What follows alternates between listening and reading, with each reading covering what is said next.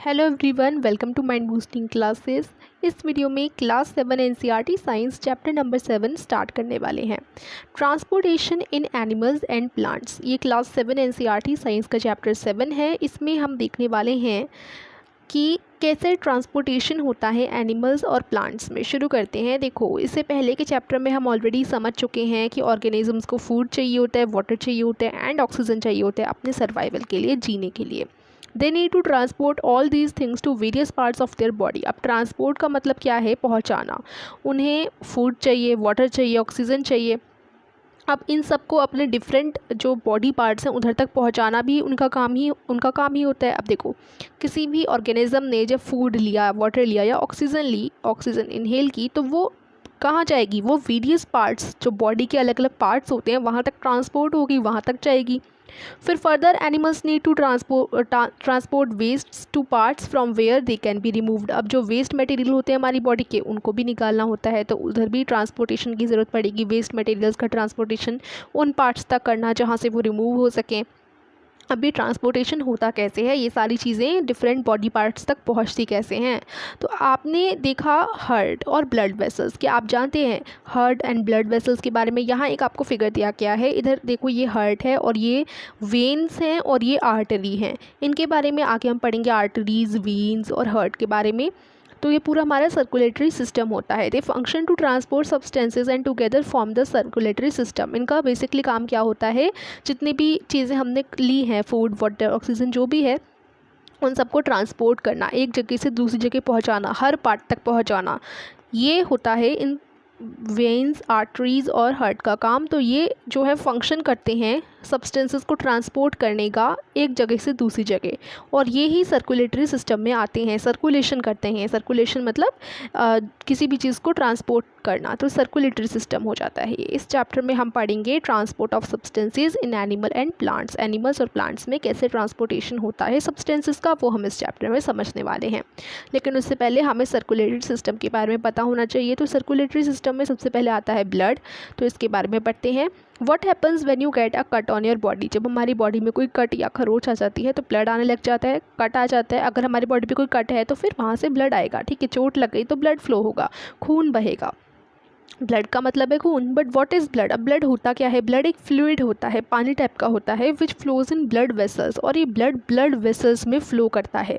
Blood की vessels होती हैं, उनके अंदर ब्लड होता है। It transport substances like digested food from the small intestine to the other parts of the body. ये जो है सब्सटेंसेस, जैसे कि हमारा पचा हुआ खाना जो डाइजेस्ट हो जाता है फूड स्मॉल इंटेस्टाइन में, उस फूड को सभी पार्ट्स तक, बॉडी के सभी पार्ट्स तक पहुंचाने का काम ब्लड वेसल्स करती हैं, ब्लड करता है, ठीक है। ब्लड वेसल्स के अंदर ब्लड होता है और ब्लड यही काम करता है। It carries oxygen from the lungs to the cells of the body. अब देखो, ऑक्सीजन हम लेते हैं, इनहेल करते हैं, और हम चैप्टर नंबर 6 में पढ़ चुके हैं रेस्पिरेशन इन ऑर्गेनिजम्स वाले चैप्टर में। उसकी लिंक मैं आपको डिस्क्रिप्शन में दे दूँगी। उसमें हमने पढ़ा कि हम इनहेल करते हैं ऑक्सीजन और वो लंग्स तक जाती है। अब लंग्स से ऑक्सीजन को कैरी करने का काम भी ब्लड का ही होता है। तो ब्लड लंग्स में से ऑक्सीजन को कैरी करता है और बॉडी के डिफरेंट सेल्स तक, हर सेल तक पहुंचाता है। It also transports waste for removal from the body, और बॉडी के अंदर जितनी भी वेस्ट हैं उसको भी ट्रांसपोर्ट करता है जिससे वो बॉडी में से निकल सके। How does the blood carry various substances? अब इतनी सारी चीज़ें ब्लड इधर से उधर ले जा कैसे पाता है? तो ब्लड जो है एक फ्लूइड से बना होता है। अब ब्लड यानी खून, खून में क्या होता है? खून में प्लाज्मा होता है। खून किससे बना होता है? प्लाज्मा से बना होता है। प्लाज्मा भी एक फ्लूइड है, जैसे ब्लड एक फ्लूइड है। तो देखो, प्लाज्मा एक फ्लूइड है और प्लाज्मा से बना होता है blood, in which different types of cells are suspended. और प्लाज्मा में भी अब देखो, इसमें क्या होता है? प्लाज्मा में बहुत सारे सेल्स होते हैं, ठीक है। प्लाज्मा में बहुत सारे सेल्स होते हैं। प्लाज्मा पानी टाइप का फ्लूइड, उसी को बोलते हैं, ठीक है। तो ब्लड प्लाज्मा से बना होता है जिसमें बहुत सारे टाइप के सेल्स सस्पेंडेड होते हैं। उसके बाद one type of cells are the red blood cells. तो अब आपने आरबीसी का नाम सुना होगा, ये होते हैं red blood sales. Red blood sales पहले टाइप के सेल्स होते हैं जो प्लाज्मा के अंदर होते हैं, which contain a red pigment called haemoglobin. और इन रेड ब्लड सेल्स के अंदर हीमोग्लोबिन होता है। हीमोग्लोबिन क्या है? हीमोग्लोबिन ऑक्सीजन और हीमोग्लोबिन आपस में चिपक जाते हैं और ट्रांसपोर्ट। अब देखो, यहाँ दोबारा से समझाती हूँ मैं। कि ब्लड है, ब्लड के अंदर प्लाज्मा है, प्लाज्मा में बहुत तरीके के सेल्स हैं। प्लाज्मा में एक सेल होता है red blood sales. Red blood sales बने होते हैं एक रेड कलर के पिगमेंट से, क्योंकि खून लाल होता है हमारा, तो उसको रंग, उसको कलर रेड किससे मिलता है? हीमोग्लोबिन से मिलता है। ठीक है, अब क्योंकि रेड ब्लड सेल्स में हीमोग्लोबिन है तो ब्लड काम करते हैं, अभी मैंने बताया ब्लड ऑक्सीजन को ट्रांसपोर्ट करते हैं बॉडी के हर पार्ट में और सेल्स में, तो हीमोग्लोबिन होता है, इसी वजह से ये पॉसिबल है। हीमोग्लोबिन होता है तो हीमोग्लोबिन से ऑक्सीजन चिपक जाती है और फिर पूरे हर पार्ट में बॉडी के ट्रांसपोर्ट हो जाती है, ultimately to all the cells, और सेल्स को भी मिल जाती है। ये डिफ़िकल्ट हो जाएगा ऑक्सीजन को प्रोवाइड करना सभी सेल्स को और बॉडी के पार्ट्स को, विदाउट हीमोग्लोबिन हम नहीं कर सकते। अब मैंने बताया ना हीमोग्लोबिन है तभी हमारी ऑक्सीजन जो है पहुँचेगी डिफरेंट सेल्स तक, बॉडी के पार्ट्स तक। अगर वो नहीं होगा हीमोग्लोबिन तो नहीं हो पाएगा ये, क्योंकि हीमोग्लोबिन के साथ ऑक्सीजन बाइंड्स हो जाती है, पिंड हो जाती है, चिपक जाती है। और the presence of haemoglobin makes blood appear red. तो ये चीज़ तो मैंने पहले ही बता दी कि जो रेड कलर आता है वो हीमोग्लोबिन की वजह से ही आता है ब्लड का। The blood also has white blood cells. अब मैंने एक टाइप के सेल बताया आपको, रेड ब्लड सेल्स, RBC जिसको कहते हैं, और एक होते हैं WBC, इनकी फुल फॉर्म है वाइट ब्लड सेल्स। तो ब्लड में, प्लाज्मा में एक तो रेड ब्लड सेल्स हो गए, एक वाइट ब्लड सेल्स हो गए। अब वाइट ब्लड सेल्स का क्या काम होता है? जो भी हमारी जर्म्स आती हैं बॉडी के अंदर, जो भी जर्म्स आते हैं उनसे लड़ने का काम होता है वाइट ब्लड सेल्स का, वो हमारे अंदर जर्म्स नहीं घुसने देते। ठीक है, तो वाइट ब्लड सेल्स क्या करते हैं? जर्म्स जो हैं हमारी बॉडी में जब एंटर कर रहे होते हैं जर्म्स, तो उनसे लड़ते हैं। बूजो fell down and while playing a game and his knee got injured. बूजो गिर जाता है और उसकी नी में चोट लग जाती है, ब्लड उसके पैर से आने लग जाता है, कट हो गया ना, चोट लग गई तो वहाँ से ब्लड आने लगा। कुछ टाइम बाद वो नोटिस करता है कि ब्लीडिंग तो स्टॉप हो गई, यानी जब ब्लड आ रहा होता है तो वो रुक जाता है कुछ टाइम बाद। थोड़े समय तक के लिए तो बहेगा, लेकिन उस कुछ टाइम बाद क्या होता है, ब्लीडिंग स्टॉप हो जाती है। And a dark red clot has packed the cut, और कुछ लाल लाल रंग का ही जम सा जाता है, ब्लड आता नहीं है आगे। तो इसके बारे में बूजो पजल्ड है कि कुछ समय तक ब्लड बहता है फिर वो रुक क्यों जाता है। जो क्लोट बन जाता है ना, clot is formed because of the presence of another type of cells in the blood called platelets. अब मैंने एक टाइप का तो आपको RBC बताया, रेड ब्लड सेल्स, दूसरे टाइप का हो गया हमारे वाइट ब्लड सेल्स, ठीक है, और तीसरे टाइप के हो जाते हैं हमारे प्लेटलेट्स। ठीक है, ये होता है थर्ड सेल हमारे प्लाज्मा में प्रेजेंट। प्लेटलेट्स का क्या काम है? ब्लड क्लोटिंग का ये काम करते हैं। जब ब्लड हमारा बहता है, हमें चोट लगी तो ब्लड आएगा, ब्लड का कुछ टाइम बाद क्या होता है, रुक जाता है, तो ब्लड को जमाने का, क्लोटिंग करने का, ब्लड को जमाने का काम करते हैं प्लेटलेट्स। ठीक है, फिर उसे रोक देते हैं, आगे वो नहीं आता फिर। ठीक है, तो ये काम प्लेटलेट्स का होता है। ये तीसरे टाइप के सेल प्रेजेंट होते हैं। अब ब्लड वेसल्स की बात करते हैं, तो डिफरेंट टाइप की ब्लड वेसल्स होती हैं हमारी बॉडी में। हमने you know that during inhalation a fresh supply of oxygen फिल्स the lung. हमें पता है कि जब हम सांस लेते हैं तो हम ऑक्सीजन लेते हैं, और ऑक्सीजन कहाँ जाती है? लंग्स तक जाती है। अब ऑक्सीजन को बाकी बॉडी तक भी तो जाना पड़ेगा, बाकी बॉडी के पार्ट्स तक, सेल्स तक पहुँचना होगा।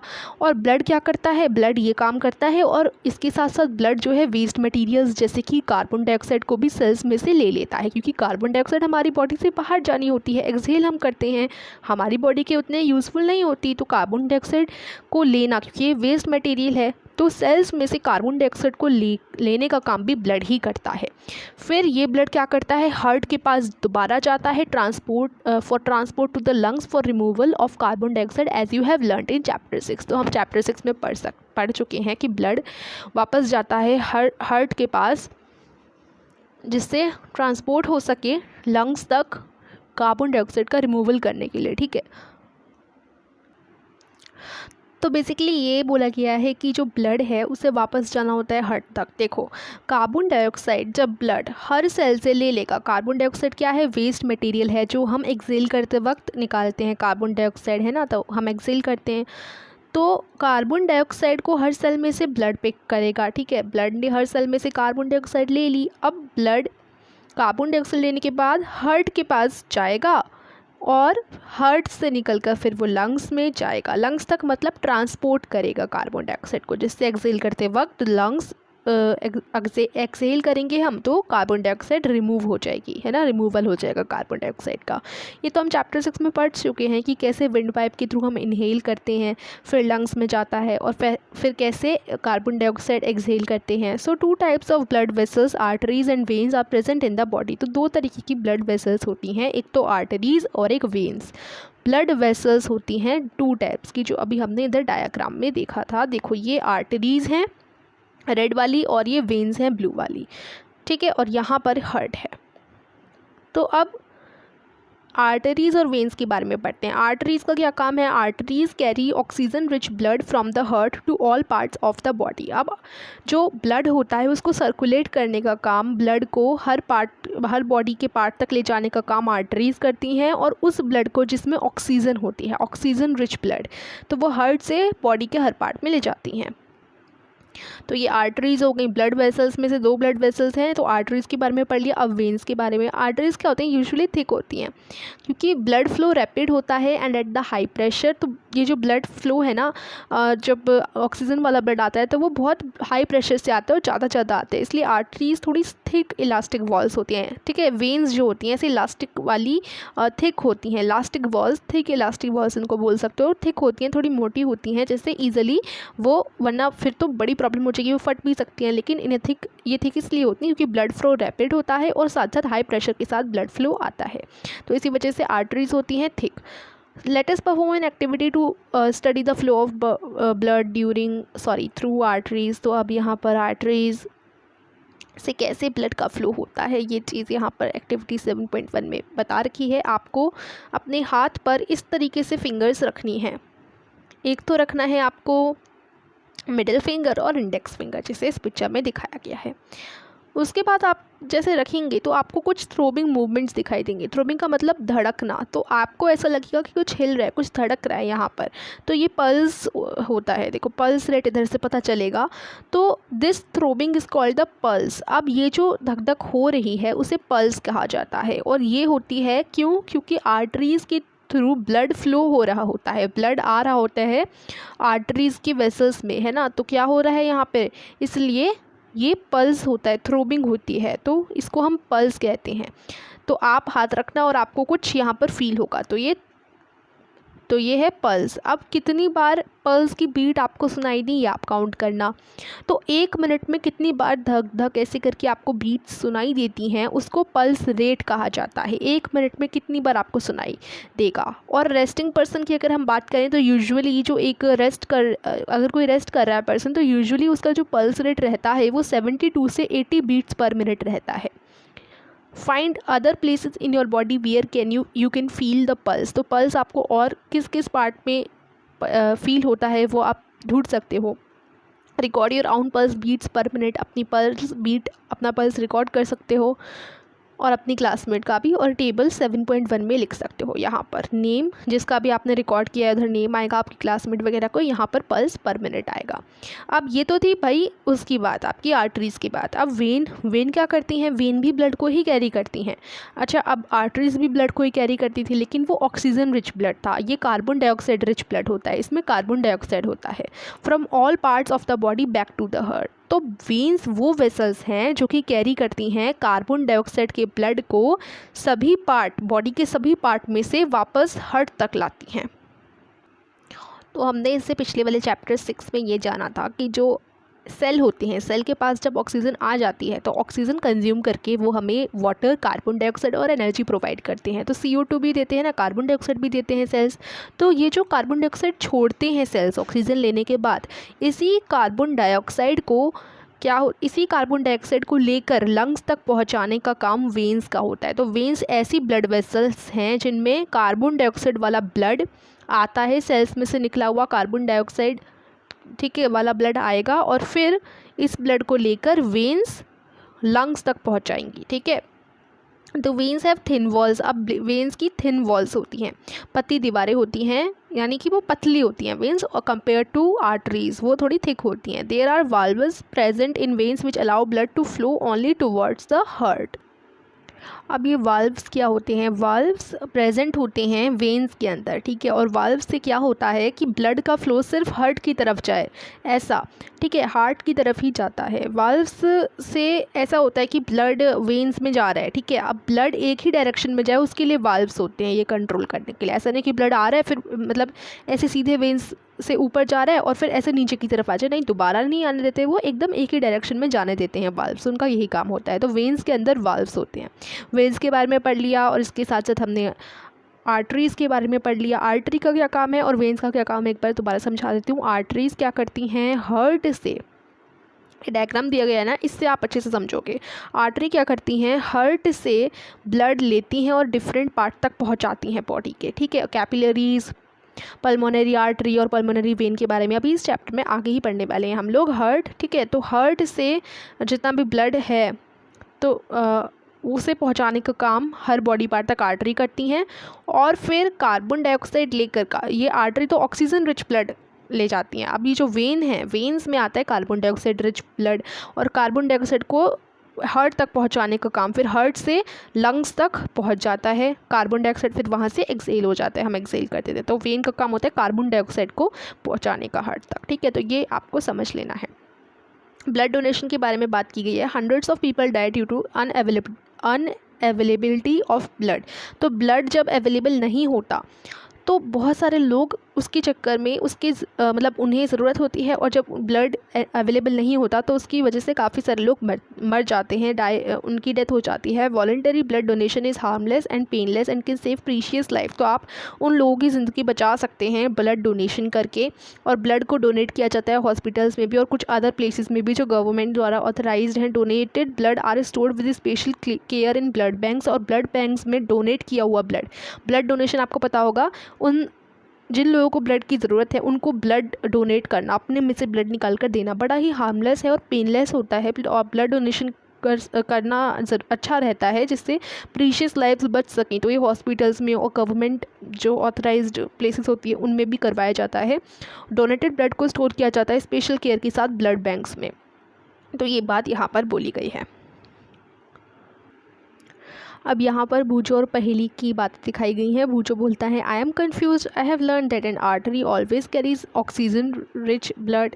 पहेली समझाती है that the pulmonary artery carries blood from the heart, so it is called an artery and not a vein. It carries carbon dioxide rich blood to the lungs. Pulmonary vein carries oxygen rich blood from the lungs to the heart. तो देखो यहाँ इस diagram में हमने artery जाना, when जाना, उनके काम जान लिए। देखो आर्टरी हार्ट से अदर पार्ट्स तक कौन सा वाला, ऑक्सीजन रिच ब्लड लेकर जाती है। और जो वेन्स होती हैं वो हार्ट तक, अब वेन्स क्या करती हैं, सेल्स में से जो कार्बन डाइऑक्साइड ब्लड निकलता है उसको वेन्स लेती हैं, कार्बन डाइऑक्साइड रिच ब्लड को, और उसे लेकर जाती हैं हार्ट तक। तो वो टुवर्ड्स हार्ट जाती हैं, हार्ट तक जाती हैं, और आर्टरी हार्ट से लेकर आता है। तो देखो अब यहाँ पर पल्मोनरी आर्टरी हो गया, ये तो वेन वाली साइड थी, और इधर पल्मोनरी वेन हो गया। तो देखो अब हार्ट से लंग्स तक जाएगा ना ये ब्लड, कार्बन डाइऑक्साइड वाला हार्ट से लंग्स तक जाएगा।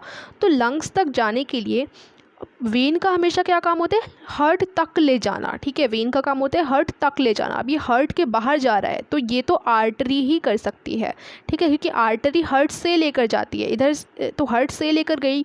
आर्टरी का काम होता है हार्ट से ले जाकर हर बॉडी पार्ट तक पहुंचाना ब्लड। अब यहाँ से भी तो हार्ट से ही ले जाना है ना लंग्स तक, इसी वजह से यहाँ पर ये आर्टरी काम आती है, इसको पल्मोनरी आर्टरी बोला जाता है। तो इस केस में यहाँ उल्टा हो जाता है, ठीक है। वेन के बाद इधर आर्टरी आ जाती है जो कार्बन डाइऑक्साइड वाले ब्लड को ही लेके जाती है, ठीक है। ऐसा नहीं है, देखो ये एक एक्सेप्शन है। देखो वेन और आर्टरी हम जनरली क्या है, आर्टरी ऑक्सीजन रिच ब्लड और when carbon dioxide rich blood, लेकिन अभी हार्ट से लंग्स तक ले जाना है तो वेन तो सारे कार्बन डाइऑक्साइड ब्लड लेकर हार्ट तक आती है, टुवर्ड्स हार्ट जाती है। अब हार्ट से जब लंग्स तक जाना है तो यहाँ पर फिर आर्टरी काम आती है। और आर्टरी ऐसा नहीं है, अब ये आर्टरी भी कार्बन डाइऑक्साइड रिच ब्लड ही लेके जाएगी, क्योंकि वेन ने तो क्या किया, वेन ने तो कार्बन डाइऑक्साइड वाला ब्लड ही हार्ट को दिया। अब हार्ट से भी तो कार्बन डाइऑक्साइड वाला ब्लड ही लंग्स तक जाएगा, फिर लंग्स से हम उसको निकाल देंगे, एक्सेल कर देंगे कार्बन डाइऑक्साइड को। तो अब पल्मोनरी आर्टरी आ जाती है और वो हार्ट से कार्बन डाइऑक्साइड वाले ब्लड को लेकर लंग्स तक पहुँचा देती है। सेम इस केस में इस साइड वेन आ जाती है। कैसे, देखो अब क्या है कि यहाँ पर लंग्स से जब ऑक्सीजन आती है तो ऑक्सीजन हार्ट में आएगी और हार्ट से फिर ये आर्टरी लेके जाएगी ऑक्सीजन और हर बॉडी पार्ट को देगी, ऐसा होता है ना। तो अब देखो लंग्स से हार्ट तक आने वाला, तो टूवर्ड्स हार्ट वाला काम तो वेन ही करती है। यहाँ पर भी वेन ने जो ब्लड था वो हार्ट तक लेके गई। अब यहाँ पे भी यही काम है, लंग से हार्ट तक लेके जाना है। तो जब हार्ट तक लेके जाना है, हार्ट तक लेके जाना है तो वो वेन ही करेगा, ठीक है। तो हार्ट तक लेके जाना है तो अब ये पल्मोनरी वेन काम में आ जाएगी। वो लंग्स से ऑक्सीजन वाला ब्लड ही लेगी, ठीक है। ये वाली वेन पल्मोनरी वेन ऑक्सीजन वाला ब्लड ही लेगी और हार्ट तक लेके जाएगी और हार्ट से फिर आर्टरीज़ तक पहुंचेगा, ठीक है। और आर्टरीज़ फिर सेल्स को दे देंगी। तो ये यहाँ पर हो रहा है। तो यहाँ पर आपको इतना ही समझना है। आर्टरी क्या है? आर्टरी आपकी ब्लड वेसल्स होती हैं। आर्टरी जो है कौन सा rich blood, oxygen rich blood carry करती है, और जबकि pulmonary artery CO2 carbon dioxide वाला ब्लड लंग्स तक पहुंचाती है, ठीक है। और वेन का क्या काम है? वेन जो है नॉर्मल वाली वेन, वो जो है जनरली नॉर्मल वाली वेन की बात करें तो वो तो आपकी कार्बन डाइऑक्साइड ही लेती है, वो तो कार्बन डाइऑक्साइड वाला ब्लड ही पहुंचाती है हार्ट तक। लेकिन जो पल्मोनरी वेन होती है, पल्मोनरी वेन क्या करती है? लंग्स से हार्ट तक ले जाती है और पल्मोनरी वेन ऑक्सीजन वाला ब्लड ले जाती है, ठीक है। तो ये चीज़ ध्यान रखनी है एकदम अच्छे से। और अब ये आपकी कैपिलरीज़ क्या होती हैं ये तो हम समझ गए, pulmonary artery, pulmonary vein, when artery, ये तो समझ गए। अब ये लंग्स और हार्ट भी हमें पता है, ये कैपिलरीज़ क्या है? देखो कैपिलरीज़ यहाँ बताया गया है, do you see the arteries divide into smaller vessels? On reaching the tissues they divide further into extremely thin tubes called capillaries. The capillaries join to form veins which empty into the heart. तो अब यहाँ क्या हो रहा है? Artery लेकर जाएगी, artery जो है लेके जाएगी ऑक्सीजन वाले ब्लड को कहाँ तक? हर सेल तक लेके जाएगी, ठीक है। टिश्यूज़ तक पहुँचाएगी। टिश्यूज़ क्या होता है? काफ़ी सारे सेल्स मिलकर के टिश्यूज़ बनाते हैं, है ना, टिश्यू बनाते हैं। तो अब टिश्यू तक आर्टरी ब्लड लेके जा रही है। अब टिश्यू तक आकर आर्टरी काफ़ी सारे छोटी छोटी वेसल्स में से टूट जाती है, डिवाइड हो जाती है। और इन्हीं छोटे छोटे वेसल्स में जब आर्टरी डिवाइड हो जाती है तो इसी को कैपिलरीज़ कहा जाता है। फिर सेल टिश्यूज़ वगैरह में ब्लड प्रोवाइड कर देती है आर्टरी, ठीक है। उसके बाद दोबारा से ये आर्टरी ऐसे ज्वाइन हो जाती है और ये वेन में आ जाती है, वेन फॉर्म हो जाता है यहाँ पर, ठीक है। फिर कैपिलरीज़ ज्वाइन हो जाती हैं, ये सारी की सारी कैपिलरीज़ एक्चुअली में ज्वाइन होती हैं। आर्टरी कैपिलरीज़ में टूट गया, ठीक है, आर्टरीज़ छोटे छोटे वेसल्स में टूट गया, इसको कैपिलरीज़ कहा जाएगा। फिर ये वापस से कैपिलरीज़ एक साथ आकर के ऐसे जुड़ जाएंगी और जुड़ करके ये वेन्स बना देंगी, ठीक है। और वेन्स बाद में जा कर के कार्बन डाइऑक्साइड वाले ब्लड को लेकर के हार्ट तक पहुंच जाएंगी, ठीक है। तो यहाँ से आर्टरी ऑक्सीजन लेके आई, यहाँ सेल्स को दिया और सेल्स में से कार्बन डाइऑक्साइड निकला और कार्बन डाइऑक्साइड को लेकर इस साइड से वेन चल पड़ी अपने हार्ट की तरफ, ठीक है। ऐसा है यहाँ पर सिंपली, ठीक है। तो ये डायग्राम बड़ा ही ज़्यादा यूज़फुल है, इससे आपको काफ़ी सारी चीज़ समझ आ गई होंगी। अब हार्ट की बात करते हैं। हार्ट क्या है? एक ऑर्गन है, एक ऑर्गन है जो आप इधर देख रहे हो लंग्स के नीचे। तो हार्ट एक ऑर्गन है जो बीट करता रहता है, धड़कता रहता है कंटिन्यूसली। आप हाथ रख कर देखोगे ना तो आपको अभी भी बीटिंग सुनाई देगी। और हार्ट बीट करता है, क्यों बीट करता है? To act as a pump for the transport of blood which carries other substances with it. अब हार्ट जो है बीट करता है तो जो ब्लड है, ब्लड को सरकाता है, मतलब ब्लड जो है सरक जाता है, मतलब इधर की तरफ चला जाता है आर्टरीज़ की तरफ, ठीक है। तो पंप करता रहता है जिससे ब्लड का ट्रांसपोर्टेशन होता रहे। तो हार्ट पंप करता है, ऊपर नीचे ऐसे पंप करता है, जिससे क्या होगा? ब्लड का सर्कुलेशन होगा, आर्टरीज़ में जाएंगे ब्लड, ठीक है। और ब्लड के साथ साथ ब्लड के अंदर ऑक्सीजन और कार्बन डाइऑक्साइड भी होता है। Imagine a pump working for years without stopping. अब एक पंप देखो वो बहुत सालों तक वर्क करता रहे बिना रुके, तो ये तो एब्सोल्युटली इम्पॉसिबल है। लेकिन फिर भी हमारा दिल क्या है? पंप करता है नॉन स्टॉप। अगर पंप नहीं करेगा तो हम नहीं सर्वाइव कर पाएंगे, तो वो पंप करता रहता है। हार्ट के बारे में थोड़ा और चीज़ जानते हैं। हार्ट जो है लोकेट करता है चेस्ट कैविटी में। चेस्ट कैविटी हम पढ़ चुके हैं इससे पिछले वाले चैप्टर में। चेस्ट वाला जो बेसिकली एरिया होता है तो उधर ही हार्ट लोकेट करता है। और वो थोड़ा सा टिल्ट, लोअर जो टिप होता है हार्ट का वो थोड़ा सा टिल्टेड होता है टुवर्ड्स द लेफ्ट। जैसे आप देख रहे हो सीधा नहीं है, थोड़ा ऐसे करके ऐसे टिल्टेड है, यानी जिससे आप देख पा रहे होंगे लेफ्ट की तरफ। ओके, आगे क्या है? Hold your fingers to inwards your palm that makes your fist. Your heart is रफली the size of your fist. आप मुट्ठी बनाओ अपने हाथों से तो आपकी मुट्ठी के बराबर ही हार्ट का साइज़ होता है, ज़्यादा बड़ा नहीं होता हार्ट, ठीक है। अब क्या होगा अगर जो ऑक्सीजन रिच ब्लड है और जो कार्बन डाइऑक्साइड रिच ब्लड है वो आपस में मिल जाएं तो क्या होगा? तो इस केस में कार्बन डाइऑक्साइड वाला और जो ऑक्सीजन वाला ब्लड है वो मिलना नहीं चाहिए, क्योंकि मिल जाएगा तब तो हमें डिफाइन करना ही मुश्किल हो जाएगा कौन सा कार्बन डाइऑक्साइड रिच है, कौन सा ऑक्सीजन रिच ब्लड है। तो जो ब्लड ऑक्सीजन में रिच है और जो कार्बन डाइऑक्साइड में रिच है वो दोनों एक दूसरे के साथ मिक्स ना हो जाएं, ऐसा अवॉइड करने के लिए हार्ट के पास 4 चैम्बर्स होते हैं। तो यहाँ इस डायग्राम में आपको हार्ट दिखा रखा है पूरा, यहाँ पर इसके 4 चैम्बर्स हैं। तो देखो आप देख पा रहे होंगे ये पूरा, ठीक है, और एक ये पूरा, इसके 2 पार्ट्स हैं। ये राइट एट्रियम है, यहाँ ये वाला आप देख रहे हो ना, ये वाला, ये पूरा आपका राइट एट्रियम है, और ठीक इस तरीके से ये लेफ़्ट एट्रियम है, क्योंकि लेफ़्ट की साइड है लेफ़्ट एट्रियम, ये राइट एट्रियम, ठीक है। और राइट वेंट्रिकल ये रहा, ये वाला जो है ये राइट वेंट्रिकल है, और यहाँ ये लेफ़्ट वेंट्रिकल है, ठीक है। ये राइट वेंट्रिकल है और ये लेफ़्ट वेंट्रिकल है। तो इस तरीके से 4 चैम्बर्स हो गए, right atrium, left atrium, right ventricle, left ventricle. और इसमें क्या है कि आपके ये अलग अलग रहते हैं, एक तरफ ऑक्सीजन का ब्लड और एक तरफ आपका रहता है कार्बन डाइऑक्साइड का। तो आर्टरिया सिंगुलर में उसको एट्रियम बोलते हैं, मैंने बोला राइट एट्रियम लेफ़्ट एट्रियम दोनों को एक साथ बोलूँगी तो एट्रिया बोलूँगी। और वेंट्रिकल्स हो गए आपके, The partition between the chambers helps to avoid mixing up of blood rich in oxygen with the blood rich in carbon dioxide। तो अब ये जो बीच में आपका पार्टीशन हो रखा है ये वाला, ठीक है, तो इसमें क्या है, ये दोनों मिक्स ना हो जाए, इस वजह से है। तो आपका जो रेड जो ऑक्सीजन रिच ब्लड होता है वो इस एक कंपार्टमेंट में जाता है, उसमें जाता है, एक तरफ रहता है, और जो आपका कार्बन डाइऑक्साइड वाला होता है वो एक तरफ रहता है। तो ये मिक्स नहीं होते एक दूसरे के साथ, ठीक है।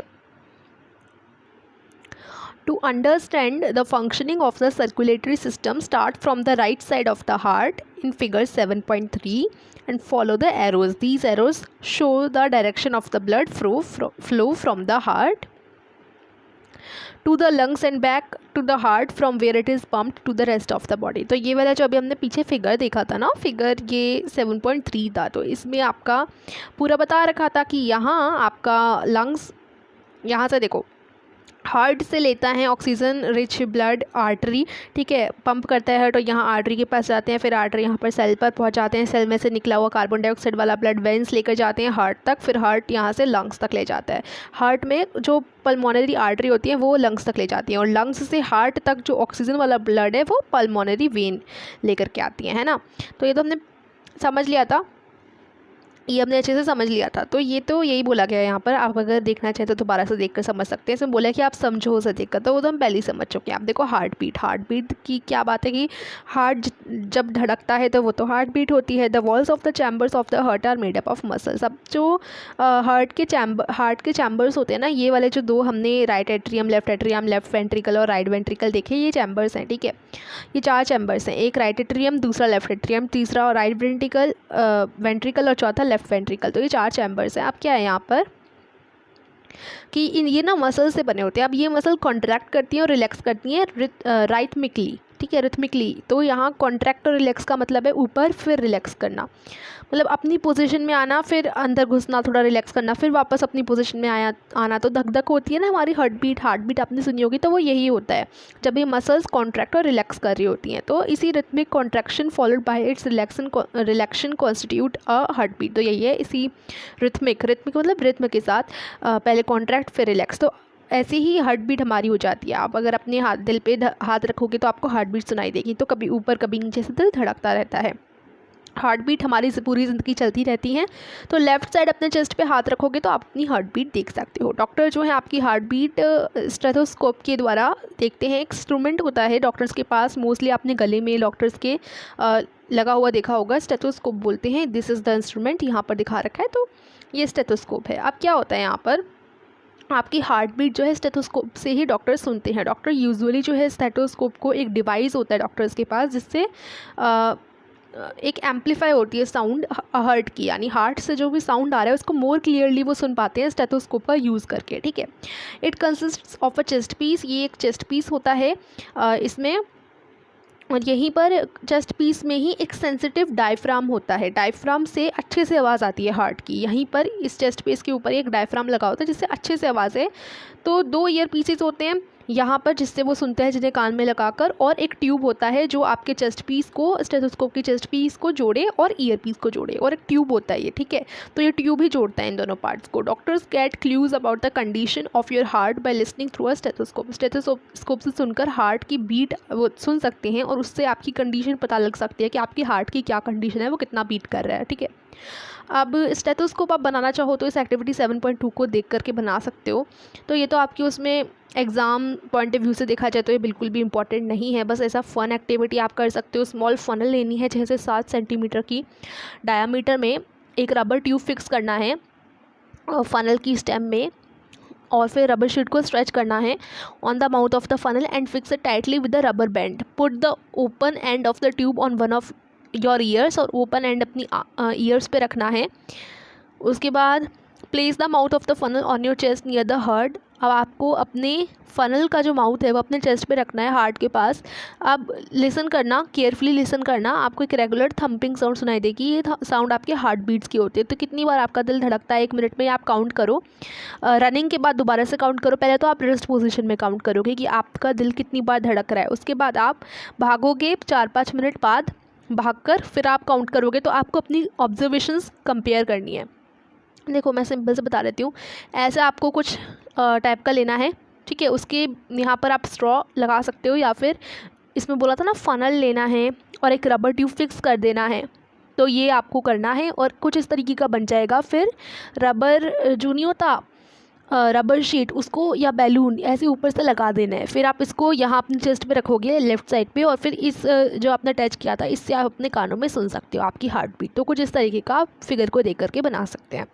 फिर आप हार्ट बीट अपनी चेक करोगे ना, तो देखो ये तो ऑब्वियस है कि आप जब भागते हो तो दिल तेज़ी से हार्ट बीट जो है चलती हैं, तेज़ी से दिल धड़कता है। एंड जब आप रेस्ट पोजिशन में होते हो तो वो कंपेयर अगर हम करें, अगर आप भागकर चेक करोगे हार्ट बीट तो ज़्यादा होगी, अगर आप रेस्ट पोजीशन में होगे तो धीरे से धड़केगा। तो आपको अपना पल्स रेट भी रिकॉर्ड करना है और हार्ट बीट भी रिकॉर्ड करनी है। पल्स रेट अभी हमने पढ़ा था, पल्स रेट भी पढ़ लिया, हार्ट बीट भी पढ़ ली।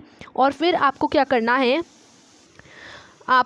करना है, पल्स रेट और हार्ट बीट आपको चेक करनी है। तो आपको क्या कोई रिलेशनशिप दिखा आपके हार्ट बीट और पल्स रेट के बीच में? देखो क्या होता है ना, एक्चुअली हर हार्ट बीट, जब एक बार हार्ट बीट आती है तो वो एक पल्स भी आर्टरीज़ में जनरेट करती है, ठीक है। And the pulse rate per minute indicates the rate of heart beat. तो हमने क्या देखा था ना, आपको अगर याद होगा, पल्स रेट आपको अभी हमने जस्ट पढ़ा है। पल्स रेट यहाँ पर आई थिंक और पीछे, हाँ ये पल्स रेट होता है। यहाँ पर आपने 2 फिंगर रखनी थी और यहाँ पे आपको कुछ थ्रैबिंग टाइप का सुनाई देती है। थ्रोबिंग है ना, थ्रोबिंग मतलब आपका थोड़ी यहाँ पर भी आपको धड़कने या थोड़ा हिलता ऐसा कुछ लगेगा। तो वो चीज़ हमने पढ़ी थी, ये पल्स रेट होता है।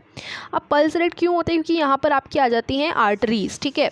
तो वो पल्स रेट कहलाता है, क्योंकि आर्टरीज से ब्लड वेसल्स होती हैं, ब्लड को ले जा रही होती हैं। तो इसलिए आपको यहाँ पर पल्स कुछ लगता है कि यहाँ पर कुछ मूव कर रहा है, ठीक है। तो इसी को पल्स रेट कहते हैं। अब यहाँ पर बोला गया है कि आपका पल्स रेट और हार्ट बीट, जब एक हार्ट बीट आपको आती है तो जब एक हार्ट बीट जनरेट होती है तो एक पल्स भी आर्टरीज़ में जाता है। तो पल्स रेट पर मिनट आपके इंडिकेट करेगा हार्ट बीट के रेट को, ठीक है। तो इन दोनों का डायरेक्ट कनेक्शन है। एक हार्ट बीट जब जनरेट होगी तो एक पल्स रेट चला जाएगा आर्टरीज में। The rhythmic beating of the various chambers of the heart maintain circulation of blood and transport of substances to different parts of the body. अब एक हार्ट बीट, अब जब देखो हार्ट आपका पंप करता रहता है, ये मैंने बताया था कि हार्ट की जो मसल्स होती हैं वो कॉन्ट्रैक्ट और रेस्ट करती हैं। तो यानी कि वो पंप करता रहता है, और पंप करता रहेगा तभी ब्लड का ट्रांसपोर्टेशन हो पाएगा, वो आर्टरीज़ में जा पाएगा और डिफरेंट पार्ट ऑफ बॉडीज़ में पहुंच पाएगा।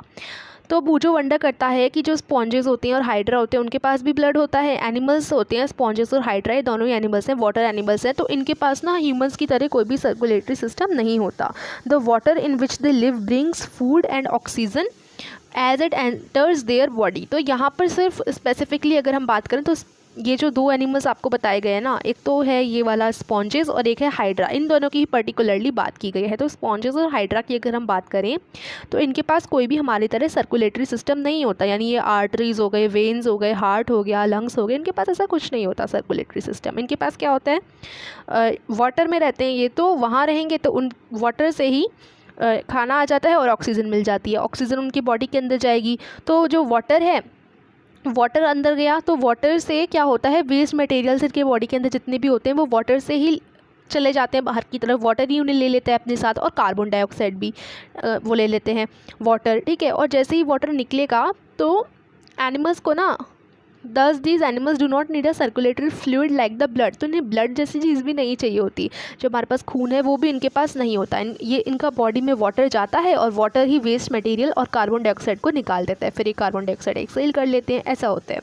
अब हम पढ़ेंगे removal of waste other than carbon dioxide. अब देखो वेस्ट मटेरियल्स जो होते हैं वो भी तो निकलने ज़रूरी है ना बॉडी में से, तो उसके बारे में हम एक्सक्रीशन इन एनिमल्स वाले पोर्शन में पढ़ेंगे और ये हमारा पार्ट 2 में कवर होगा। तो ये था हमारा पार्ट 1, ठीक है। अब पार्ट 2 में हम एक्सक्रीशन इन एनिमल्स वाला टॉपिक पढ़ेंगे और इससे आगे जितने भी आपके टॉपिक्स बचे हैं वो पार्ट 2 में कवर करेंगे। तो पार्ट 1 यहीं फिनिश होता है। Thank you so much for watching.